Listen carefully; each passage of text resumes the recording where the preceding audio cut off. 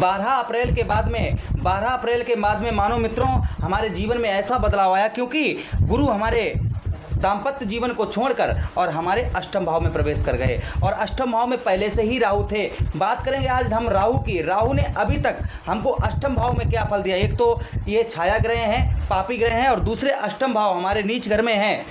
इन्होंने ठीक हमें 15 महीनों में क्या फल दिया, दो पहलुओं पर बात करेंगे कि एक तो इन्होंने 15 महीनों तक हमें क्या फल दिया है अभी तक, और ये 3 महीनों में आगे क्या फल देंगे। अगर आपकी कन्या लगन है आप लोगों के लिए बहुत सटीक वीडियो रहेगा, या फिर आपकी कन्या चंद्र राशि आपकी कन्या है तो आप लोगों के लिए बहुत सटीक वीडियो रहेगा। शुरू से लेकर अंत तक रहिएगा मित्रों। बहुत अच्छा प्रोग्राम आप लोगों के लिए कन्या राशि आपकी है, बहुत ध्यान से देखिएगा मित्रों। 12 अप्रैल का वो दिन था कि 12 अप्रैल के दिन गुरु जो थे ये हमारे 7वें भाव को छोड़कर और हमारे 8 भाव में ट्रांजिट कर गए। और 8वां भाव जो कुंडली का होता है व्यर्थ की हानियां परेशानियां, तो आपने अभी तक देखा होगा कि व्यर्थ की हानियां और परेशानियां आपके बीच में लगी होंगी। व्यर्थ के झगड़े, व्यर्थ के मामले, कोर्ट कचहरी, ये सब कुछ आपके साथ में मित्रों हो रहा होगा। एक तो उन्होंने ये घर हमारा प्रभावित किया। दूसरा मित्रों एक दूसरी वजह क्या हुई कि यहाँ पर एक योग और प्रकट हो गया गुरु के यहाँ पहुँच जाने से। राहु गुरु का चांडाल योग ये कब से बन गया, 12 अप्रैल से। और मित्रों चांडाल योग आपको भली बात, नाम ही चांडाल है तो कहीं ना कहीं दिक्कत परेशानी तो होगी।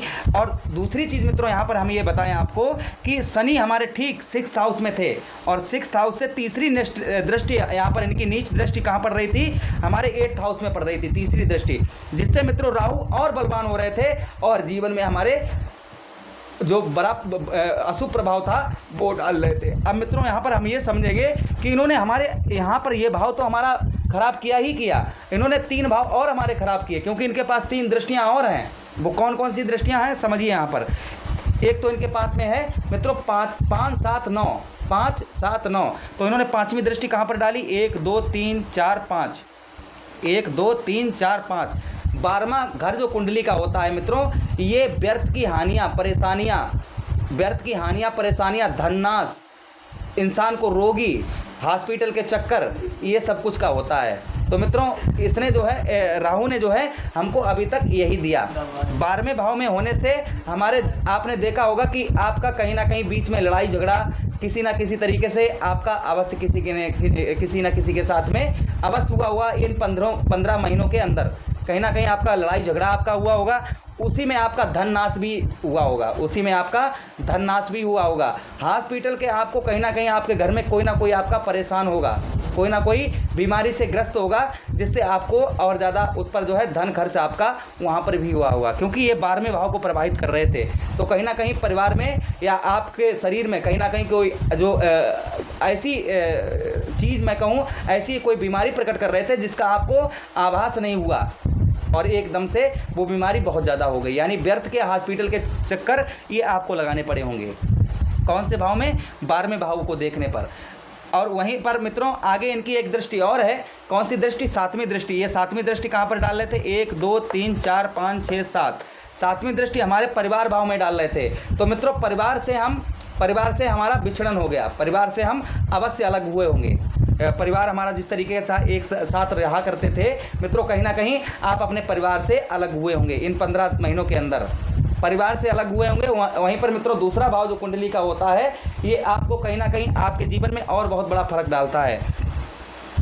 ये दूसरा भाव कुंडली का मित्रों है, तो इसमें धन आपका ये धन भाव भी है, आपका ये धन भाव भी है, और धन परिवार भाव इसे बोलते हैं। तो कहीं ना कहीं हमारा धन भाव परिवार भाव हमारा खराब किया इन्होंने परिवार के साथ, और धन हमारा ऐसी जगह फंसा जहाँ पर हमारा कोई मतलब नहीं था, ऐसी जगह पर हमारा धन भी फंसा होगा जो आपका अभी तक धन रिकवर नहीं हो पाया होगा। वहीं पर आगे हम मित्रों बात करें, आगे इन्होंने एक घर और हमारा प्रभावित किया। कौन सा, 1 2 3 4 5 6 7 8 9 नमा घर, यानी प्रॉपर्टी से रिलेटेड समस्या आपके साथ में अवश्य कुछ ना कुछ हुई होगी। प्रॉपर्टी से रिलेटेड कोई ना कोई दिक्कत परेशानी आपके साथ में अवश्य जुड़ी होगी, या फिर आपकी प्रॉपर्टी बिच नहीं पाई होगी, या आपने प्रॉपर्टी खरीदी होगी उसमें आपके कहीं ना कहीं अड़चन चल रही होगी, या आपकी प्रॉपर्टी में कहीं ना कहीं कोई चीटिंग हुई होगी। ये चीज़ प्रॉपर्टी से रिलेटेड समस्या आपको उत्पन्न हुई होगी। वहीं पर मित्रों चौथा घर ये सुख का होता है, तो कहीं ना कहीं आप कोई ना कोई सुख से भी वांछित होंगे, जो आपके जीवन में जो आपके ये 15 महीनों के अंदर ही आप उस सुख से भी वांछित हुए होंगे। जैसे वाहन से रिलेटेड, प्रॉपर्टी से रिलेटेड। और यही घर मित्रों होता है आपका जो चतुर्थ घर होता है कुंडली का, ये माता सुख, आपके माता के कहीं ना कहीं कष्ट परेशानी, आपकी माँ हो तो कहीं ना कहीं उनके कष्ट परेशानी, शरीर से कोई ना कोई रोग या कहीं ना कहीं कोई ना कोई दिक्कत उनको अवश्य ही परेशान करती होगी, ये भी कहीं ना कहीं आपके साथ में अवश्य हो रहा होगा। तो इन्होंने हमारा कौन सा चतुर्थ घर, हमारा चतुर्थ स्थान भी बेकार किया। तो कुल मिलाकर सीधा समझिए कि इन्होंने हमारा, एक तो इन्होंने 12वां घर, दूसरा हमारा धन भाव और तीसरा हमारा मित्रों चतुर्थ घर यानी कि 4th हाउस, ये हमारे खराब किए। जीवन में इन्होंने ये इफेक्ट डाला। अब मित्रों यही राहु 18 महीने तक एक राशि में रहते हैं। 15 महीने हो गए हैं इनको, कौन से भाव में, हमारे अष्टम भाव में।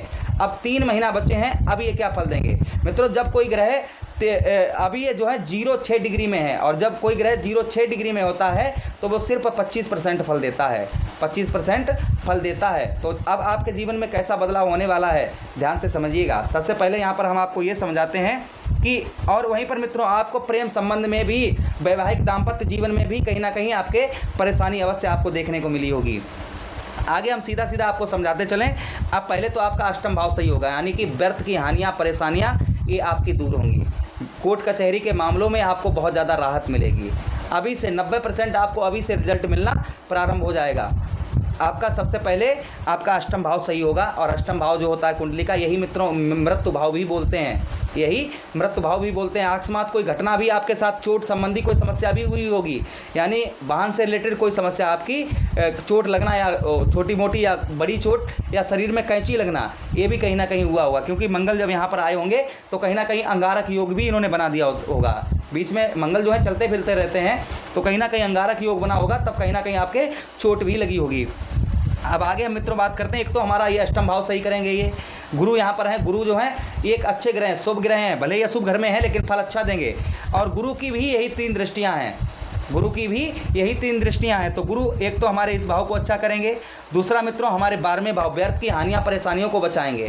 व्यर्थ की जो हानियाँ परेशानियाँ हो रही हैं, हॉस्पिटल के चक्कर लग रहे हैं, और बहुत सारी ऐसी चीज़ें हैं जिनसे आपका धन नाश हो रहा है, कोर्ट कचहरी के मामले, उनको आपको शांत करेंगे, कर्ज से आपको मुक्ति दिलाएंगे। तो ये 12वें भाव में सबसे पहले एक चीज़ ये आपके साथ में अच्छा करेंगे। दूसरा मित्रों आपके साथ में और कैसा फल देंगे, यही हमारे धन भाव को देख रहे थे, तो धन भाव, हमारा धन जो फंसा हुआ था, या हमारा धन अच्छी जगह पर लग नहीं पा रहा था, या हम धन एकत्रित नहीं कर पाते रहे थे, हमारा धन थोड़ा बहुत धन एकत्रित करते थे, वो चला जाता था, किसी न किसी वजह से हट जाता था। तो अब वो धन हमारा रिकवर होगा और हम धन को एकत्रित कर पाएंगे। कब तक? अप्रैल तक।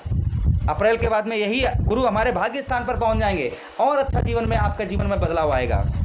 अब ये राहु जो है ये बकरी होकर हमारे 7th हाउस का फल देंगे, लेकिन अकेले होंगे तो ये इतना बड़ा प्रभाव नहीं डालेंगे। दूसरी चीज़ मित्रों, आपके सबसे पहले प्रॉपर्टी से रिलेटेड समस्या आपकी दूर करेंगे, आपके इस घर को देखेंगे। प्रॉपर्टी से रिलेटेड, वाहन से रिलेटेड आपका शौक पूर्ण करेंगे, आपका वाहन से रिलेटेड आपकी जो समस्या है उसको दूर करेंगे, वाहन से रिलेटेड आपका शौक पूर्ण करेंगे।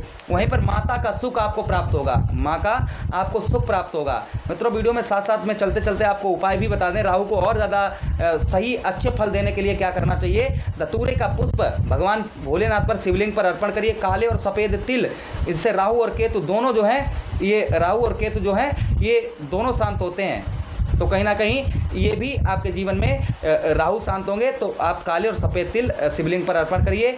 वहीं पर मित्रों या फिर जल में प्रवाहित करिए, जल में प्रवाहित करिए, तो ये अच्छा फल आपको अवश्य देंगे। तो 3 महीने रह गए हैं, अब आपके कार्य बनना सीधा सीधा मैं कहूँ तो प्रारंभ हो चुके हैं। जीवन से कष्ट परेशानी टाटा बाय बाय करके आपसे दूर जाने वाली है। तो अब एक लाइक की कामना करते हैं, एक लाइक करके जाइएगा। बहुत बहुत धन्यवाद। हरे कृष्णा, राधे कृष्णा।